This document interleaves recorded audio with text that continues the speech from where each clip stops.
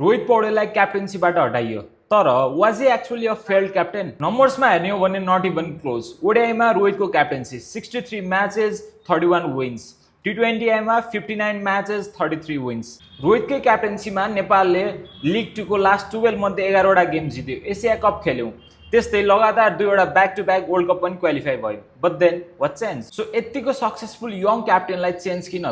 The legendary Paras Khadka in an recent interview said that कि सङ्घलाई लाग्यो कि उहाँको क्याप्टेनसिपले उहाँको ब्याटिङमा पनि एकदमै असर गरेको। अनि अर्को इम्पोर्टेन्ट कुरा, नेसनल टिम सिलेक्सनमा क्याप्टेन र कोचको एकदमै ठुलो हात हुन्छ।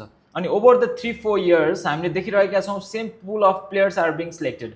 यसले गर्दा नयाँ न्यू प्लेयर्स जो डोमेस्टिक सर्किटमा ग्राइन्ड गरिराख्नु भएको छ उहाँहरूले चान्स कम पाउनु भएको हो कि भन्ने पनि लाग्यो।